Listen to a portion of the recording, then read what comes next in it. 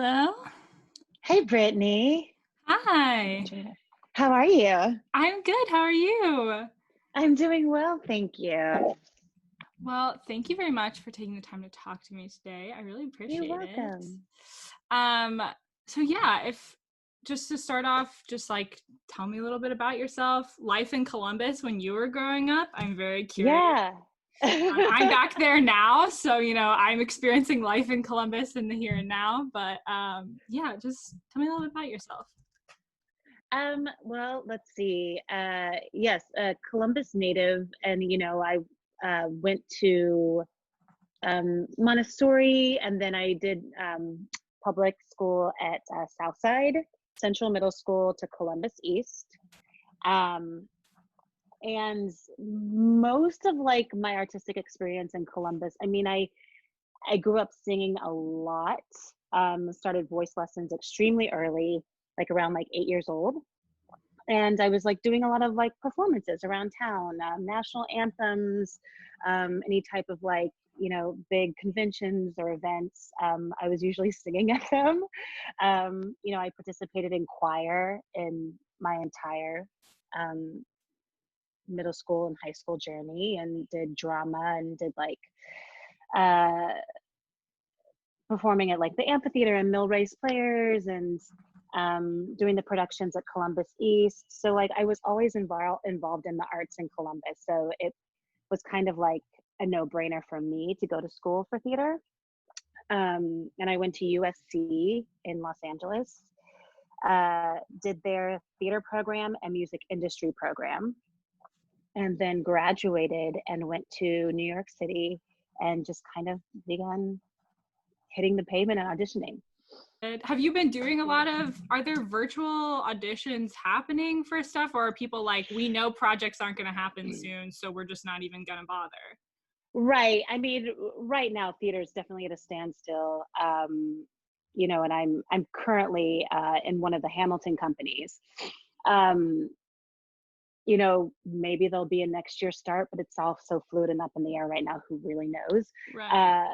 TV and film in New York is starting to come back just a little bit. Like I think certain productions have been greenlit to, because I know like some self-tape auditions and things like that are starting. So I think like TV and film in New York at least might be kind of getting going. But other than that, no. Yeah. Yeah, it's like a weird standstill.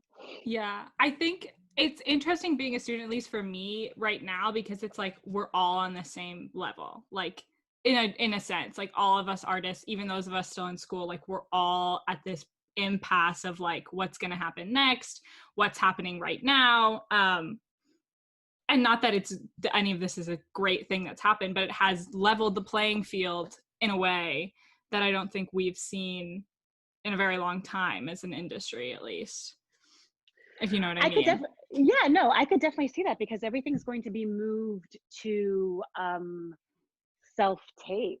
I mean, like even for theater, I think that's going to happen in the future. I don't see how we're going to have like audition rooms or full of people. That's not going to happen anytime soon. So I think that definitely will level the playing field and allow accessibility in casting where there might not normally be if it was like happening in person. I think that's a very positive thing that could come from all this.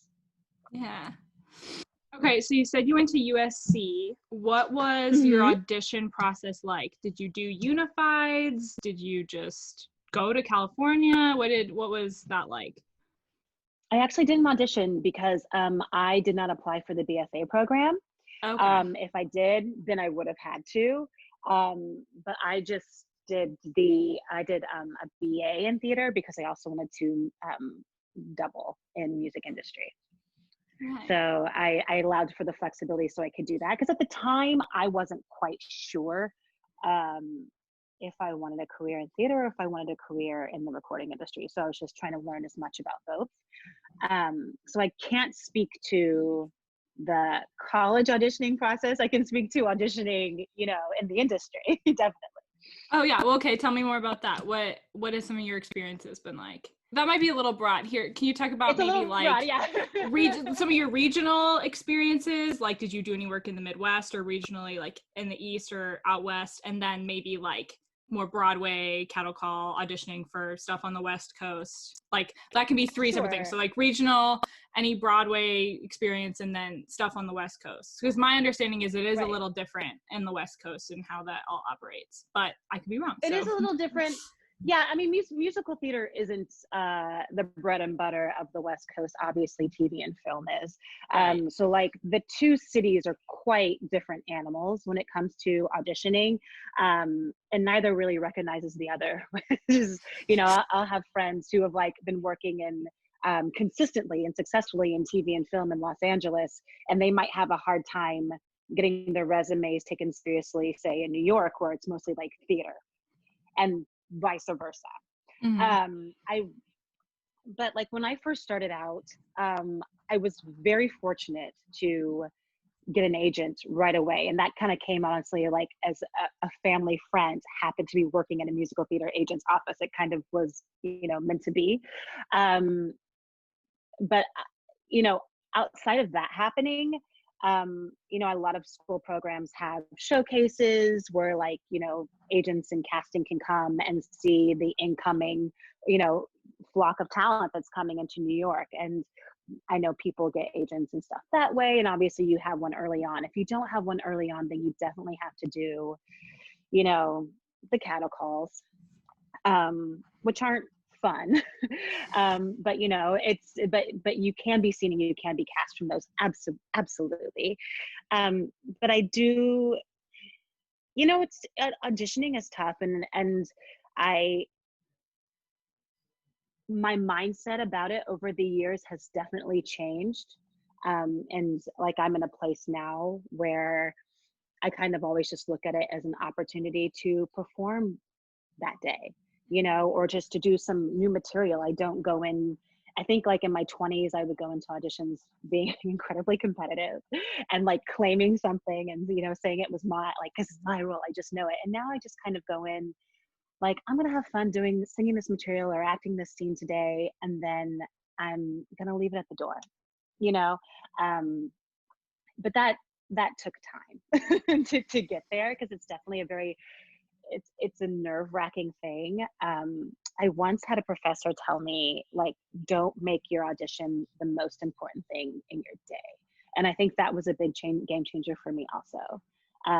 So that like I wouldn't be sitting around pacing in my apartment all day being like, oh my God, I have an audition in 4 hours, and like freaking out. But I would just I would schedule stuff around it. I would go about my workout, make sure I was ready, but I wouldn't like Yeah. hone in on it all day long, so that like making myself anxious for no reason. um and you know it, I always think about auditioning as like the only thing that you have control over is your preparation and what you go into the room with. And so I would always just like do my best on the material. I would rehearse the material. Like as soon as I would get, say an audition for Hamilton, I would call my vocal instructor and be like, hey, can we work through this audition package, just to make sure that I felt solid going in. And I had all those elements at least in my control. You mentioned an agent, and that's something that I know college age students, we all are like, do we get an agent? Do we not? And people have very, very different opinions about whether or not that's a good idea, whether, they're like, you don't need an agent, like you just have to hustle. And you're like, okay, yes, but is it helpful? But with that also, like getting an equity card or like working towards the equity card, like did you Mm-hmm. do that? Did you find it beneficial, or did it hold you back in certain places?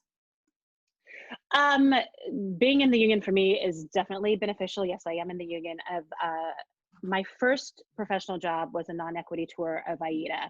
I did that non-equity North American tour, and then I did a couple of regional productions of AIDA after that, and I was given my equity card from one of those productions. Um, I The union is an amazing thing. It obviously protects the actor. That being said, I think whether it's beneficial for you to be in the union or not depends on where you're working. If you're in New York, absolutely. If you're in LA, it's hard for me to say. I would think would be beneficial, but like if you're doing predominantly regional work, and not living, it could hurt you. It could hurt you, because a lot of the regional theaters only have a handful of equity contracts, and usually those contracts are going to actors out of New York. So, right. So it's hard to say, and it varies person to person, actor to actor, and I think it really depends on like how often are you working and what level are you working at, honestly. Obviously all Broadway actors are in the union. I mean, most actors in New York are in the union. And I know some people who would maybe like do a couple of regional jobs here and there, and they got more work when they were non-equity versus they did when they were equity, because then they're competing for just like a handful of those few contracts that the regional theater may have. And sometimes those regional theaters will get like, you know, more of a Broadway name to fill that slot. So it's a tough decision to make for sure. I can say, like, depending on where you are in your career, definitely. But at the end of the day, it's, you know, the union has your back. So it's a good thing to be a part of if you find it financially viable for you too. Yeah. In terms of agents, they definitely make things easier, especially if you have a good one, you know, because they're getting you appointments. So obviously you don't have to do the open calls. And with the appointment, you also have more time. There's more of a relationship with the casting director. You're usually seeing the higher up casting director. A lot of times at open calls, it's not necessary. It's like someone's assistant of an assistant. That's not to say that they obviously don't pass on the talent as they see it, but I mean, I do think that having an agent definitely gives you an advantage for sure, especially if it's a good agent with a great representation with casting. So speaking of casting, there's been a lot of dialogue in the industry that at least I've been noticing lately around, like, yes, there has. casting and what should that look like going forward, as we as an industry are reconciling that, you know, we are not as progressive as we would like to think we are. Are there any experiences, positive or negative, in that arena that you would care to share? Or like, what are some things that you would like to see going forward? So just like, what is your, if you have any thoughts on that, and if you have any stories to share. But again, like, I don't want to push you to say anything, because I just want to, like, I just want to get your your thoughts out there. But yes, it's cry. a really, I mean, yeah, I know the theater industry has definitely been reckoning with this, right, in the past few months, and we're at a pause right now because of the pandemic. So I think everyone is really paying attention. Everyone is all ears, and all of a sudden there's been a platform given to BIPOC folks to talk about their experience, to talk about how the industry can use this moment to transform. I know in my experience, I've definitely experienced a lot of racism in the business. It's never a comfortable feeling to walk into an audition room and have an entire table of mostly usually white men, even on shows that deal with cultural content that is not their own. You know, I mean, like, you all full white creative teams for Book of Mormon, Lion King, things like that. There have definitely been many times in auditions where I've had something, a microaggression said to me about, can I be more urban? Can I, you know, there's that hard thing of being like a black actor and then being asked to be a stereotype. And I fought that most of my career, to a point where I very much had an open dialogue with my agents and being like, you know what, I don't feel comfortable going in for things like this anymore. or if I'm going to go in for it, I want to go in for this role. It's one of the reasons why I'm with the office that I am today, because they very intentionally would push the non-traditional casting envelope, which is important. Hamilton did great things to start the conversation, but it is just a start, and one show can't transform the entire industry. And it's not just in casting, it's behind the scenes too. It's in wardrobe, it's in crew, it's in band, it's like in production, and the writers, the directors, our producers. I mean, it's all white, predominantly. I know I haven't been like a token ensemble person in a cast, but I have a lot of friends who have been. I've had a lot of friends who sometimes they'll put a white wig on them and they'll swing both ways in like certain productions. You know, there's so many experiences to count that have been hurtful and been painful, and you know, done by people who probably thought that they had the best intentions, but just not understanding the broad scope of the picture. I know individually, a lot of companies have been having conversations about how to fix systemic racism, even like in their internal infrastructure, and also talking about how to get more people of color in casting, how to get more people of color, like, you know, producing and writing. And ultimately it comes down to a pipeline issue, which then leads us back to systemic racism. But I mean, you know, because like to be casting, you have to be an intern in the city for a year. And people who can afford to live in Manhattan for a year without any salary, you know, again, is a certain type of demographic. And that's why you have casting that looks kind of all the same with producers. And I know at Hamilton, like we've been having constant conversations with our producers and our head creatives, about how to be more active in getting people to vote, but also how to be more active in creating more of an array, of color in our industry. And they've been coming up with a lot of great initiatives and a lot of great ideas. And the biggest thing that they've said is like actually going out and doing the work to look for people of color in all of these areas, because they are there. And then also creating grants and scholarships to help people who do have an interest but may not have the means, so they can go to school, so they can therefore be eligible to be one of these amazing creatives in the future. There's not just one solution, and it's not just an easy thing. It's not like, oh, we've been having all these discussions about racism for 2 months, we're going to go back and everything's going to be great. But I do think a lot of really productive conversations are happening right now. I can definitely speak to them happening even within our company. And it's tough because we can't actually see them being implemented until we're back at work. But I hope that the industry is really taking everything in that's being said, and that by the time we're back, we can start to move forward. I mean, I just know, I feel very proud to be in a show like Hamilton. I feel proud about what they stand for and what they've done in terms of casting and the artistry that's involved in the show. And I know that like the very first time I saw those Schuyler sisters, that was probably like one of the first times in my entire career where I actually saw myself reflected on stage.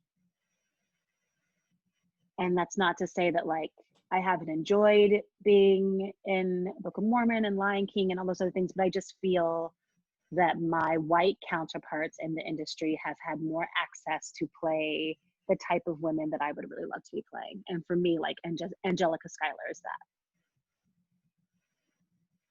Yeah, thank you for sharing. I really appreciate that. Of course. And I know, so I go to school in the Midwest. It's like north of Indy. And so we, as a school, don't really pull a lot of diverse people. And we as a program really don't pull we don't pull like a diverse pool of people, just because like the reputation the school has, like the size of it, the price of the school. So I just like, I mean, you were in California, so obviously like the Mm-hmm. pool is going to be a little more diverse just because it's a bigger state. But it actually wasn't. No. Okay. Talk about that. Tell No. me more. Yeah, the theater program at USC was not very, there were a handful of us. You know, but I was usually the only Black person in class. And USC did like, oh, I forget how many just straight theater productions they did, but they only did one musical a year. I did the very first one, and then after that, I started just auditioning outside, and I started working regionally in LA. And the reason I did that was because I didn't feel like the shows that were being done had a place for me. It was a lot of like golden age musical theater, Gilbert and Sullivan, and I just really wasn't interested in doing that. Um, and I saw, you know, that like regional theater in outer LA would be doing, you know, Ragtime or Jekyll and Hyde, and I would just go audition, and I would audition, and I got work, and so I started like earning my points towards my equity card by doing that, and kind of like getting an idea of what it's like to work professionally. But I ultimately did all of that because I didn't feel like there was a place for me at USC. Um, so I mean, and I don't know what it's like there now. I actually don't really keep in contact like as an alumni with that program, and like the steps that they're taking and have taken to rectify that. But it was definitely, it was interesting because I was actually expecting it to be quite different from my upbringing in Indiana, but it was actually quite, it was like the same. I don't really think I was never really around like a large group of people of color until I moved to New York City and started working, especially like professionally in the shows I was working in. But like USC reflected a lot, Indiana a lot. You know, it's a very wealthy, you know, strong Caucasian demographic school, and definitely in the theater department. Gotcha. Yeah. Well, that actually kind of makes sense now that because that's a public school though, isn't it? It's a private school. Oh, it's private. Okay. Yeah. I was like, yep, that shows you how much I know about California schools. Not a lot. But I was expecting that, and then I was like, right. oh, it's because LA's kind of like the promised land for stuff like that, and New York too. Like, oh, there's all sorts of people, like different people here than you meet in the Midwest, and yeah, that's disappointing. I know, but like in the little microcosm of like USC, it was quite similar. Quite white, yeah. Okay, so speaking of New York, how was your like experience living in New York, working in New York, and how did that differ from living on the West Coast? And do you have a preference?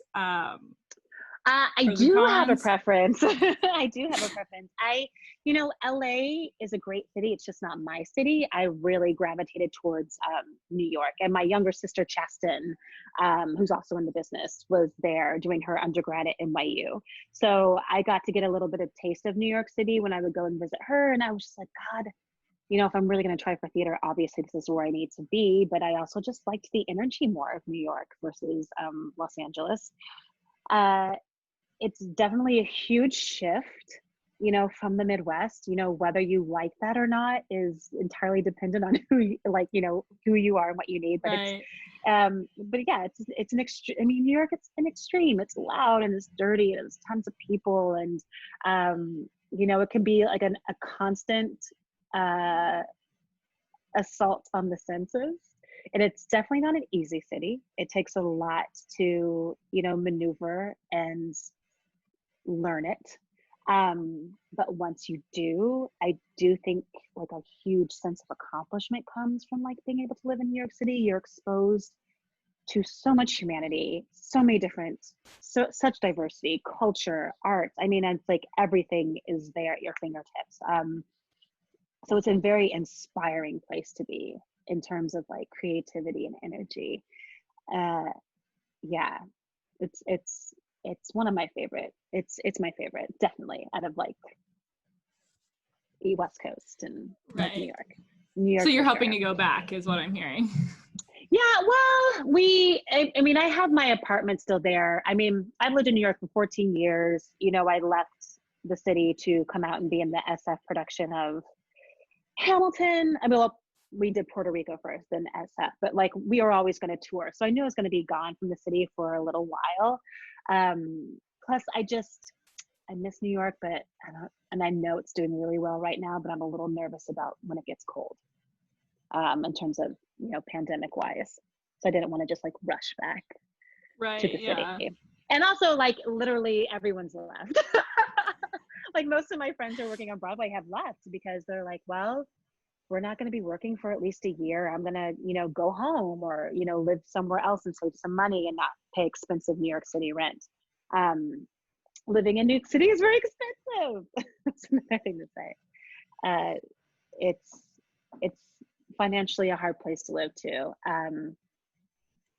But if you can, it's great.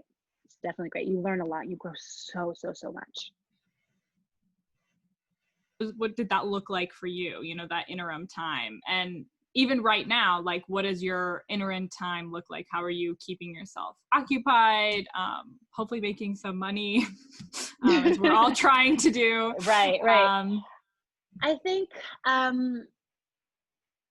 it's already hard, especially coming from, I think, the Midwest, because you're doing something a little unconventional, right? I mean, most people don't go into like the arts, from Indiana. This is not something you Yeah. see constantly. So you can't measure your life and your progress by, I mean, obviously by anyone else's standards or anyone else's life, but I mean, definitely this is kind of like an alternative lifestyle to most people. I think I know where I'm from. And so there are a lot of questions like that, or there is a lot of ignorance surrounding theater, like the industry and like what we do, how we make money from it. Because I constantly get questions of like people who will come and see me in my Broadway show on Broadway, but still ask me at the end when we're standing on the stage if I get paid to do this or what is my real job. Oh no. So, so Oh no. I was like, I don't understand. Like, do people think that like we're just like we work all day and then we just come on Broadway and like play at night? Like, is that what people like? But obviously, I'm like, no, we have a union and health insurance and paid vacation and sick leave and maternity, like all the things that you have exist in the theater industry. It's kind of, no, it's crazy to think. So, I mean, so I'll say that like there are times where you're working and there are times when maybe you're not. I mean, I know very few people who have like successfully gone from like show to show to show to show. Sometimes that happens, especially if you're like, you know, have a really great relationship with a casting office. Like those are the people I definitely know it happens for. But there are definitely interims that like, you know, you're auditioning and you're waiting for a job. And I would do, you have to find something that's going to allow you to be flexible to obviously go on auditions. And again, that's going to, when coming out of COVID, I mean, it's all going to look so different again, because everything's self-tape, which actually gives you more flexibility in terms of work opportunities and also other ways to like have income coming in, because it's not like you're trying to cram an audition in the middle of your office job work day, or you know.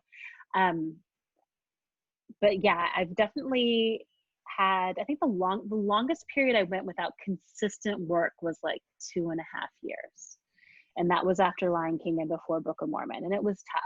I think that's one of the hardest things about being an artist too. It's like sometimes like the ebb and flow of it all. Like sometimes you're working and you're making a lot of money and everything is really great, and then your show closes or your contract ends, or you know, for whatever reason you might be out of work for a little bit, and that's the tough thing to juggle.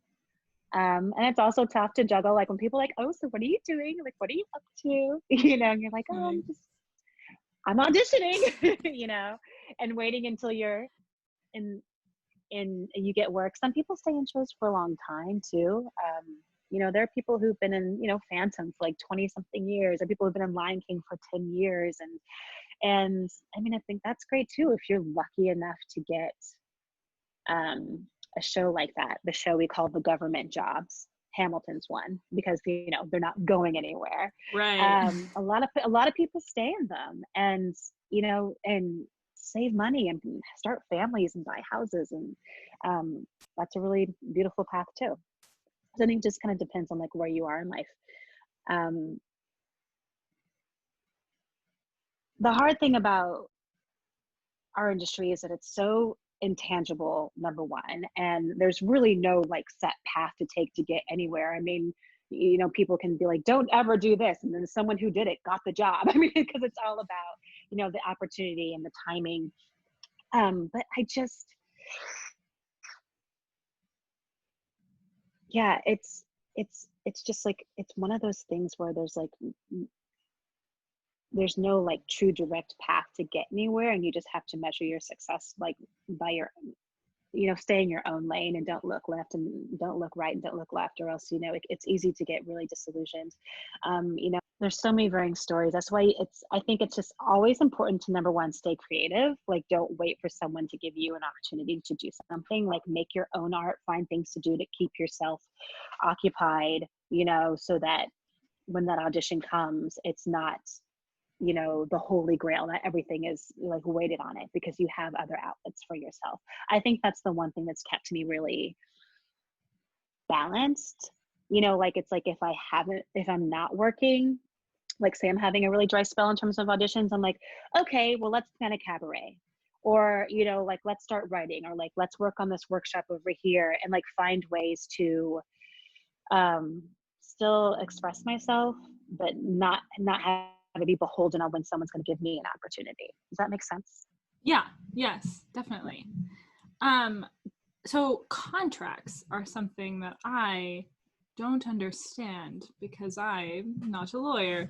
But so like in terms of, because we had a talk with someone about cruise ship, she was talking about like on cruise ships, like different tiers of contracts, and the head of our department was like, yeah, and you can like negotiate for this and this and this, and she was like, no, you can't. We say you're this tier employee and you have to share a room, and like for the most part you can't negotiate your way out of that. And he was like, oh, I did 20 years ago. So like what Mm-hmm. and as a new face, like on the one hand, I would, if there's something I want or something I need out of a contract and it's not there, I want to be able to ask for it.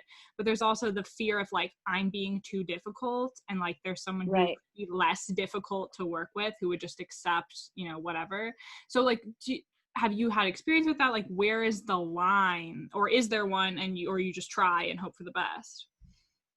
I mean, it depends. I mean, if you are negotiating yourself for your contract, I mean, like, what you can ask for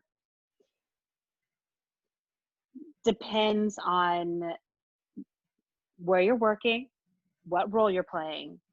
I mean, like, if you're working in, if like you're the lead at a regional theater and they have a certain amount of money, there are certain things that you're allowed to ask for. Like, if you were playing a principal in a regional production for like 5 weeks or whatever, like, you can try to push and see if maybe like you can get your own apartment, or maybe get a car while you're there. Like, those are all reasonable things that you can ask for. One of the great things about having an agent is that they handle all of that for you. And obviously it's a dialogue between your agent, like what's most important to you, and your agent already knows going in usually the reputation of the general manager that they're speaking to, and like where they can kind of, where the give and take is, like, I know we won't get more on money from them, but I can get you a car, I can get you your own apartment while you're there, I can get you like 4 comps for opening night, like they'll know like where they can negotiate. It's like, say my agency has a lot of people in Hamilton, and in fact a lot of Angelicas. So like, even going into my negotiations, he's like, he already knows, he's like, okay, this is what they typically do for the first year for like Angelica, in terms of like money, comp, like all that stuff. So you have that information going in to know what you can ask for. Whether it's pushing them or not, I mean, there's always a risk, but it's always pretty standard for them to, again, go in with the lowest and you come back in. So that's always to be expected. And then there's some contracts, like I'm not sure about the cruise contracts, but there are some contracts that are just like favored nations. And I was like, what's the word? Favored nations, where everybody gets the same thing, and then there's nothing to negotiate. There are things like that. And so like, I don't know if like certain tiers of the cruise ship contract is like that. But if you're somebody else, or if you're like the principal player or the person that they're bringing in to do ticket sales, obviously you have a lot of leeway to ask for whatever you want, And so it just kind of like, it correlates with your career, your reputation, your accolades, what you've done before, what you were getting paid before. And that's kind of like in the Broadway world, or like production contract world. Regional theaters, there's probably less room to negotiate, just because those theaters don't have that much money. There's a lot of room to negotiate in bigger shows like Hamilton. So speaking of Hamilton, do you have like a favorite memory or like fun story? Anything, a stage mishap? Those are always a little embarrassing, but always good. I actually haven't had one yet. A stage mishap, but I've seen many go down, and they are quite funny. Because I mean, like Hamilton is the train that you can't get off of it, because it'll be hard to get back on, because once it leaves the station, it takes off. So it's always like, if you have like a little fumble, like trying to get back on the rhythm and on the right note, I've seen people struggle with that. It's great fun after the fact. But I mean, like in terms of like memories, I mean, obviously I miss performing so much, and I miss my cast, and the beautiful magic that we create together nightly. Doing that show, I think it's very rare to have a show that is like a commercial success, but that is also just so damn artistically fulfilling. And Hamilton is really that for me. It was pretty special being there in Puerto Rico, and seeing the energy of that audience, and having Lynn on stage with us was really unforgettable. And I made my debut there. Because before I took over the role of Angelica, I was the standby for all the Schuyler sisters, and I did my Angelica sister debut in Puerto Rico with Lynn, which was really, really cool. So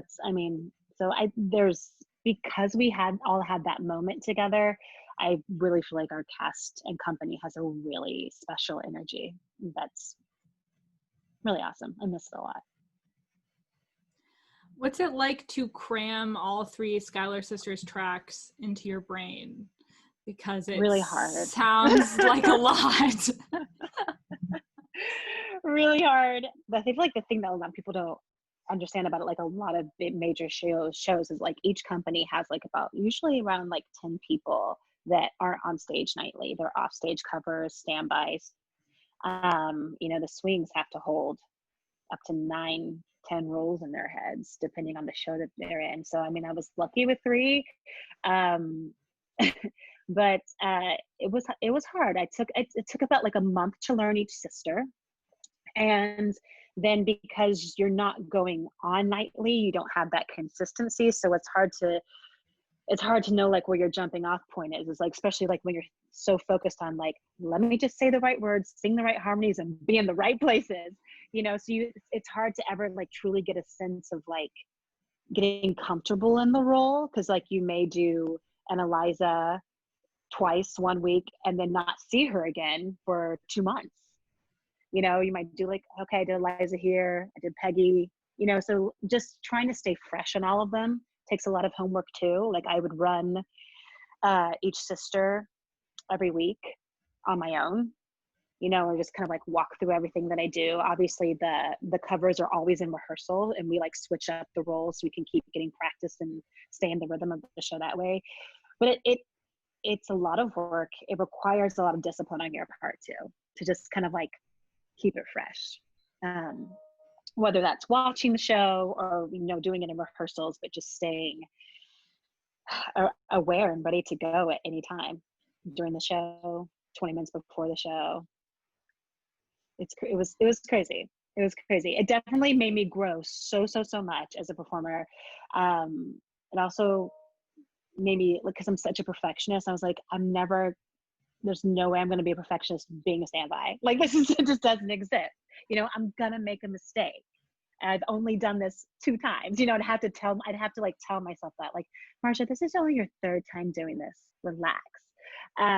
So it helped me not be so hard on myself. And it gave me, I always had appreciation for like understudies and swings and standbys, but it's just like, it's such hard work. And, without all of the gratification of like getting to bow every single night. So, I mean, it's like, I'm like, wow, like those superheroes, those people are superheroes. Like, I've seen like swings go into the show in the middle of a number, like slip in and be this person like in the middle of room where it happens, and like, have to pull like, okay, I'm doing man 5 now, and where's he? And like each track seems a completely different harmony. So it's definitely like, it's understudy on steroids. Yeah. Well, and are you one that, I know there's like apps that you can get to like plot your, I've heard some people use like apps if they, have 9 tracks or whatever, or do you like chart it out on paper, kind of thing? Oh yeah, everyone's different. I think it depends on how you learn, like individually. For me, it was really like, I'm very visual. So like we all get the archive of the show, so I'd watch it. I would also like make little charts. So I had like my complete Angelica chart, every entrance and exit, every prop, every stage number where I'm supposed to be. And I had one for each sister, and I had a score for each sister, but it was all digital on my iPad. And I use the football coaching app to play the archive, because you'd be like, go back, rewind, and go back to like see something. And like, oh, this goes here, so that was an app that I used. Yeah, but yeah, my iPad was my best friend while I was learning all 3, for sure. I keep you too much longer, but just like a couple of fun non-theater related questions. Do you have any Yeah. favorite things that you've been like cooking during quarantine, or like fun recipes? No, I've been cooking. I love to cook. And like, I'm a big fan of like Chef's Table, and I've been loving, obviously living in New York, I've taken advantage of like going to a lot of Michelin restaurants, and the same since I've been here in San Francisco. um, I've been cooking everything, my boyfriend will tell you. But I think like one of my favorite things has been like working on perfecting like a slow roasted chicken. um which sounds like really simple, but actually, like, everyone like has issues like with it getting to like not drying out. So I've been working on that. I've been becoming a great mixologist and taking like master classes in mixology and making like drinks. But I've been cooking a lot during quarantine, and actually like kind of compiling my recipes, and then some fun like cooking experiences I've had like during my travels abroad. So I'm just like, that's been like my creative project that's been keeping me, afloat when I'm not like volunteering with Hamilton activist stuff. Um, but yeah, and we bike ride a lot. We cycle on the road, and so like we'll do like big like 40-mile bike rides and things like Oh that on wow. the weekends, which is, I know, it's just fun. Things so I don't, to keep me from being anxious, right? Because I'm like, I have all this energy, and it has nowhere to go every day. It's crazy. It's just, this is actually kind of exciting for you, because I can't even be sure with the pandemic, like, the industry is going to look different, and casting is going to look a lot differently. I've done some webinars with like some of the main castings directors, and they've all said like, I don't think we're going back to the audition room. So like self-tape and having complete control of the product that you send is definitely, I think, for the foreseeable future. And I think that's going to hopefully like broaden the amount of people that they can bring into the casting experience so that more talent can be seen. I really hope it does level the playing field, because one of the issues that I've always had on top of the lack of representation with casting is the favoritism of casting. I mean, I know casting offices that bring in the same few people for every job, and so many people don't get seen. And I think it's really unfortunate and entirely in their control to change that. Yeah. Is there any advice you would impart on college age students? And what does the industry need from us coming forward? Like, we're coming in fresh. Oh, wow. What a great question. What do you need from us?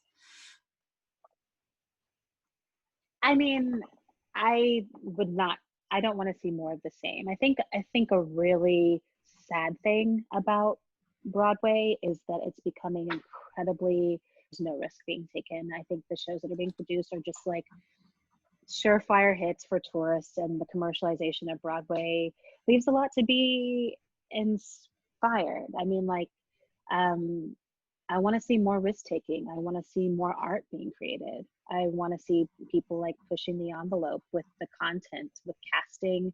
I want to see creative teams that reflect their cast and the world that we live in. And art that does too. I want like more Hades Town and things like that. So it's like, I don't know, just like keep finding the stories that aren't being told and telling them instead of the ones that we already know. It's like I think I don't know, I think we're at a great time where like the theater industry can really reinvent themselves, and I really hope it does. Another question. No, go ahead. So for TV and film, so I know for musical theater, again, you hear mixed reviews, but a lot of time it's like they don't really care if you've gone to school, like that's really not as relevant. But TV and film, does it matter more that you've pursued acting on like an educational level, or are they also caring less? I wouldn't say care less. I would say, like, for theater, I'll first talk about theater. I don't think it's care. I think there's a certain reputation that certain schools and programs have that are definitely paid attention to. I'm not going to say that like that doesn't say that like if you don't come out of any of those programs, you're not going to get cast in something. Obviously I didn't, and I am. But it's also just saying that like, it just depends. It's a leg up.